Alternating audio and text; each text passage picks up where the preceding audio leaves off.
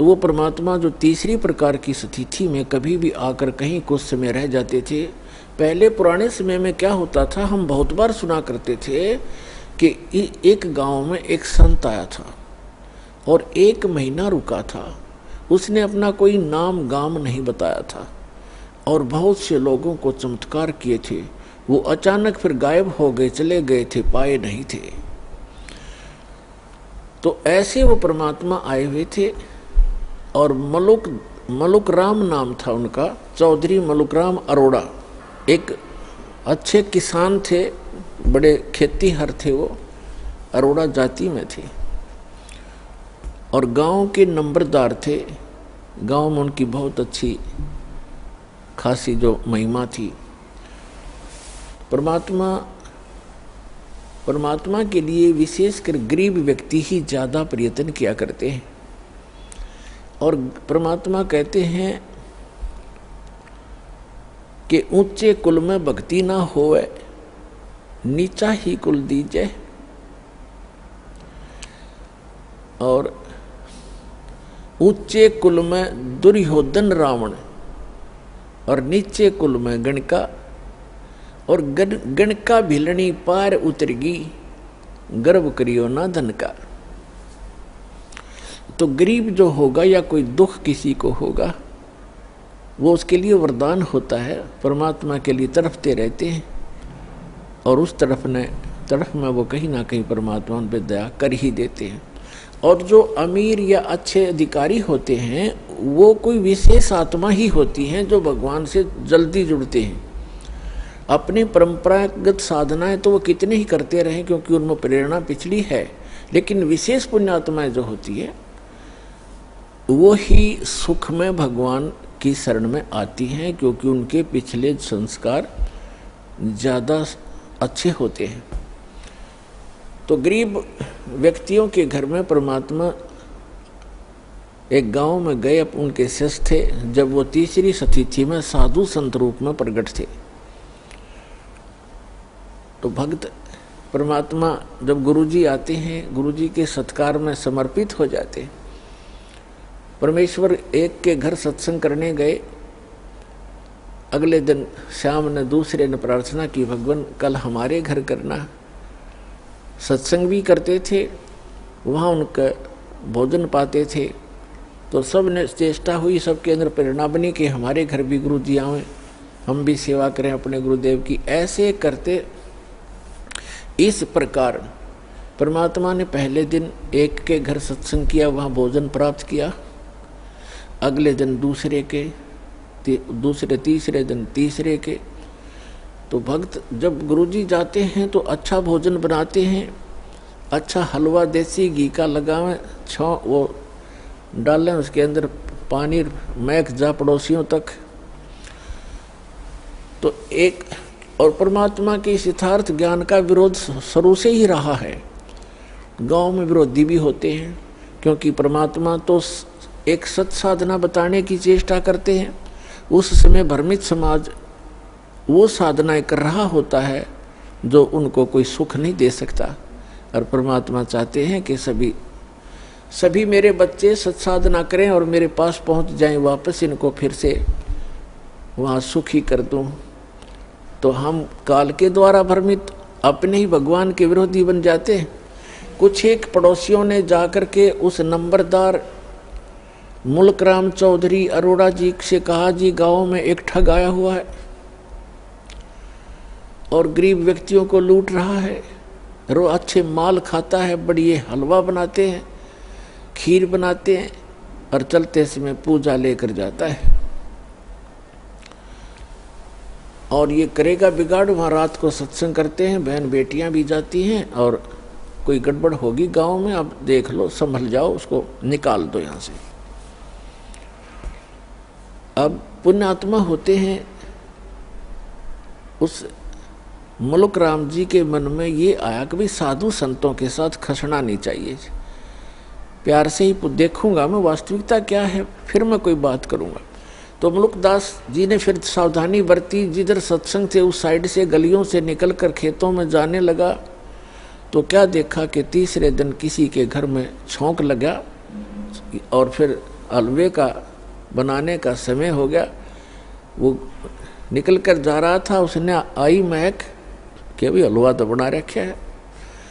अगले दिन वो तीसरे के घर में, चौथे के घर में, तो मलुकदास ने सोचा भाई अब बात तो सचमुच है, तो रोज हलवे खावे है, देखते न्यू कौन है कैसा है। तो परमात्मा बैठे थे, ए ठगवाड़ा ठगी देश, उसको पहचान ले तो फिर हम पारे हो जाएं। हम पहचान ही नहीं पाते उस परम पिता को, हम अपनी अटकलों से उसकी डेफिनेशन बनाए बैठे हैं। अब मलुकदास ने जाकर देखा एक सिंपल सा आदमी बैठा है, दाढ़ी मूछ बड़ी हुई है, सफ़ेद से कपड़े पहना है, गले में माला डाली है जैसे एक साधु संत सादिक है। मलुकदास ने कहा कि ए भक्त, आप ये क्या कर रहे हो? आज तीसरा दिन हो गया मुझे देखते, अच्छे हलवे खाते हो, खीर खाते हो, आप अपना काम करके क्यों नहीं खाते हो? अपनी मेहनत करा करो, मजदूरी करनी चाहिए। अब जैसा भी वो नेक आत्मा था, अपने हिसाब से उसने खूब औपचारिकता से बात तो कई सारी उल्टी पर कही औपचारिकता से। तब परमात्मा ने कहा, देखो भक्त, देखो चौधरी साहब, मुझे तो भगवान बगैर किए ही दे रहा है, खूब खीर खाता हूँ, हलवे खाता हूँ, परमात्मा के गुण गाता हूँ। यदि सभी लोग, सभी संसार भगवान की भक्ति करे जैसे मैं कर रहा हूँ, तो सभी को हलवे रोज ही मिल जाए। आप भी प्राप्त कर सकते हो खीर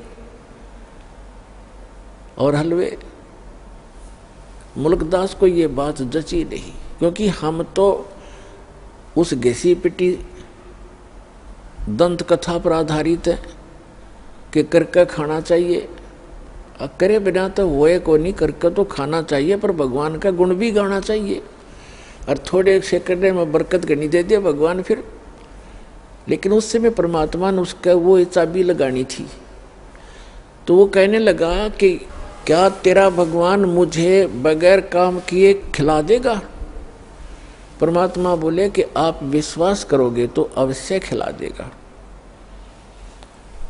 तो मुल्कदास ने कहा कि आज यदि आपके भगवान ने मुझे खाना खिला दिया शाम तक, मैं खाली पेट आया हूँ घर से भी, तो मैं आपका चेला बन जाऊंगा, शिष्य। और यदि आपके भगवान ने आज शाम तक मुझे बगैर कुछ किए खाना नहीं खिलाया, तो तुझे मैं अपने खेतों में मजदूर बनाऊंगा। है मंजूर? कबीर साहब बोले मंजूर है मुझे। ठीक है। अब चौधरी साहब चले गए। पहले बड़े वन होते थे, जंगल होते थे, गांव के खेतों से भी थोड़ी दूरी पर जंगल होते थे, चारों तरफ वन। अपने खेतों के दूसरी साइड में चले गए जहां पर कोई देखे नहीं, और जंगल में जाकर एक वृक्ष के ऊपर चढ़ गए, ऊपर जाकर बैठ गया। अब ठीक है, दोपहर के 10-11 बजे सी वहाँ गडरिए आगे, ये भेड़ बकरी चराने वाले, वो कुछ गाय भी साथ में रखते हैं, गौवे भी, उनका कोई त्योहार था। उन्होंने अपने एक साथी से कहा कि आप यहाँ खीर बना लो। वहीं पर एक कुआं था छोटा सा, ये कुआं है यहाँ पर, इसमें से जल ले और यहाँ खीर बना लो इस वृक्ष के नीचे, उसी वृक्ष के नीचे जिस पे वो चौधरी साहब बैठे थे। और हम जा रहे हैं, पशुओं को चरा लेंगे, फिर हम आ जाएंगे घंटा 2 घंटे में 12 बजे से। वो कहने लगा ठीक है। उसने खीर चढ़ा दी और खीर बनने को हुई, बनी तैयार हुई, तो उसी समय उसने क्या देखा कि बहुत दूरी पर कुछ घोड़ों के ऊपर व्यक्ति डाकू आ रहे हैं। डाकू लोग घोड़ों पर चलते थे, उनको खूब पता था जंगल में पशु चराने वालों को कि ऐसी स्थिति में डाकू लोग आते हैं। वो व्यक्ति तो भाग गया, खीर बनती छोड़ गए अपने साथियों के पास, वो दूर चले गए और आगे को। अब वो आकर देखा, उन्होंने कुआं था वहीं पर, डाकुओं ने पानी पीना चाहा कि रुको पानी पिएंगे, कुआं है। वो पानी पीने के लिए नीचे उतरे, घोड़े वहाँ खड़े कर दिए। तो देखा, एक ने कहा जी ये तो खीर भी है यहाँ पर। कुछ बन रहा है, उखाड़ कर और ढक्कन उठाकर देखा तो खीर बन रही है। तो डाकू कहने लगे भाई अपने उस्ताद से कि उस्ताद भूख लग रही है, लगा ला 2-2 हाथ। उनमें से एक कहने लगा जी ऐसा ना हो कोई इसमें कोई डाल गया हो हमें धोखा देने के लिए, पहले इसको टेस्ट कर ले, किसी पशु पक्षी को खिला लेते हैं। उनमें से तीसरे ने कहा कि बनाने वाला यहीं छुपा होगा, कहीं भाग कहाँ गया होगा, देखो हमसे डर से छुप गया। वो इधर उधर देखने लगे, एक ने ऊपर देखा कि ये बैठा ऊपर, अरे ये बैठा ऊपर। उससे कहा भाई नीचे आ जा तू। वो कहने लगा ना आऊं, नीचे ना उतरूं मैं। क्यों नहीं आवा नीचे? नीचे आना तेरे मारेंगे गोली। वो 5 सेकंड में नीचे आ लिया। नीचे आया तो कहन उसके वो ढक्कन के ऊपर खीर डाल दी अच्छी खूब और कहा इसको खा। वो नौका कति नहीं खाऊं। अब मुल्कदास खावे नहीं, मना करे कि मेरी तो बात बिगड़ेगी आज। वो इसलिए नहीं खावा कि मैं झूठा पड़ूंगा और चेला बनना पड़ेगा। तो उनको पक्का यकीन हो गया डाकुओं के कि इसने जरूर कुछ ना कुछ मिला रखा है, इसलिए नहीं खाता। उसका 2 मारे दड़ाक, अच्छी मारी लात, अखा बैठ के उसने फटाफट किलो पक्की खा गया। भूख तो लगी रही थी और खाने के बाद उसको काट बैठ आध घंटे, अगर मरेगा तो मर लेगा यूं। आध पौन घंटा इंतजार करके उसका कुछ नहीं हुआ। फिर उसने साची बताई जी ऐसे ऐसे बात है, मैं तो इसलिए मना करूं था, मेरी एक शर्त लाग रही थी। तो बोले भाग जा, जाता रहा तो यहाँ से। वो चला गया। अब वो भाग लिया। अब उसने जिस समय वो कहा कि हम डाकू हैं या तो खा ले ना तेरा बकल तार देंगे, तो उसको ये पता लगा तो डाकू हैं, तो अंदर से प्रार्थना की है गुरुजी मुझे बचा ले, मेरी जीवन रक्षा कर दे, मैं आपका गुरु चेला बनूंगा। एक तो जान बचाई और खीर खिलाई। अब वो सीधा पहुंचा गुरुदेव के पास, परमेश्वर के पास। वो तो जानी जान थे, सारी लीला वही करते हैं, 100 छलछीतर मैं करूं अपने जन के काज। अब जो ही मुल्कदास चौधरी आया, परमात्मा बैठे आसन पर नीचे लगा रखा। परमात्मा ने पूछा क्यों चौधरी साहब, भगवान ने करी कुछ सेवा तेरी? ने बोला जी तेरा भगवान तो मार मार खीर खिलावा है। आपका परमात्मा तो मार मार खीर खिलाता है और मेरी जान बचा दी दाता आपने ना। उनका केज लग गए, 1 मिनट में कर दो काम मेरा। आपको मैंने याद किया, सारी कथा बताई। परमात्मा बोले बेटा यह भी आपके ऊपर एक रहम किया है परमेश्वर ने कि जिस कारण से आपको एक अनमोल रतन और मिलेगा। खीर तो खिलाई सो खिलाई, ये धन मिल गया।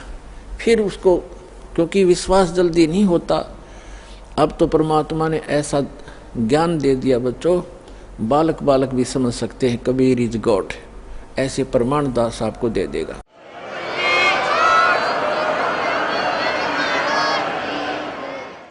तो इस समय के लिए वो प्रमाण बनाने थे परमात्मा ने। उन बच्चों को अपने को शरण में भी लेना था, उनका भी जन्म मरण का दीर्घ रोग मिटाना था। तो मुल्कदास जी को सचखंड लेकर गए, फिर उनको वापस छोड़ा। उसके बाद मुल्कदास जी कहते हैं जपोरे मन साहेब नाम कबीर, जपोरे मन परमेश्वर नाम कबीर। एक समय गुरु बंसी बजाई कालंदरी के तीर, एक समय गुरु बंसी बजाई कालंदरी के तीर। सुर नर मुनि जन थकत बहे वहाँ, रुक गया दरिया नीर। जपरे मन परमेश्वर नाम कबीर। 2 दिन का झगड़ा छिड़ गया, तिनक न धरते धीर। दोनों दीन का झगड़ा छिड़ गया, कोई न धरता धीर। कोई गाडे कोई अग्न जलावे, ढूंढा ना पायो शरीर। जपो रे मन परमेश्वर नाम कबीर। अमरलोक से सतगुरु आए, काटन यमक जंजीर। अमरलोक से सतगुरु आए, काटन काल की जंजीर। दास मलूक सलूक कहत है, खोजो खसम कबीर। जपो रे मन परमेश्वर नाम कबीर। जपो रे मन साहेब नाम कबीर। अब मुल्कदास जी फिर ये कहते हैं कि जपो रे मन, उस परमेश्वर नाम कबीर का नाम जपो, उस परमात्मा ने जो मंत्र दिया उसका जाप करो। एक समय गुरु बंसी बजाई कालंदरी के तीर। कालंदरी कहते हैं यमुना को। एक समय परमात्मा मथुरा में गए। धर्मदास जी ने कहा भगवान, वो श्री कृष्ण जी के पुजारी थे। धर्मदास जी ने कहा भगवान, श्री कृष्ण भगवान थे, यहाँ गव्वें चराया करते थे और ऐसे ऐसे बहुत सी, और जमुना के अंदर नहाया करते थे। वो ऐसी बंसुरी बजाते थे, गव्वें भी खींची आ जाती थी, ग्वाल बाल भी उसको उनके मुख की तरफ देखते रह जाते थे। तो परमात्मा ने कहा ठीक है बच्चा, क्या बंसुरी बजाने से और गव्वे और ग्वाल बालों के खींचे आने से ही भगवान सिद्ध होता है? नहीं नहीं, वो तो भगवान थे, वो तो भगवान थे, लाला जी था ना। अब परमात्मा ने सोचा भी इस बोले भगत को कैसे समझाऊं, कौन से तरीके अपनाऊं, क्योंकि प्रमाण बिना जीव बहुत देर से मानता है।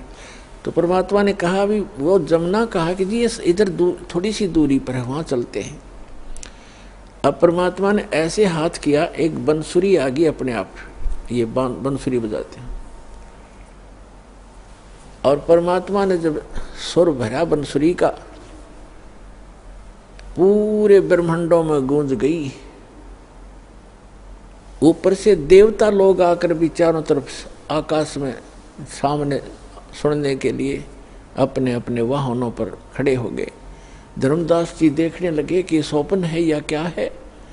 फिर क्या देखते हैं कि जमुना नदी का जो जल बह रहा था प्रवाह, वो भी रुक गया उस मालिक की, उस बंसुरी की धुन सुनने के लिए। धर्मदास हक्का बक्का रह गया और चरणों में गिर गया। तो पुण्यात्माओं, मुल्कदास जी उस चीज का वर्णन करते हैं। एक समय गुरु बंसी बजाई कालंदरी के तीर।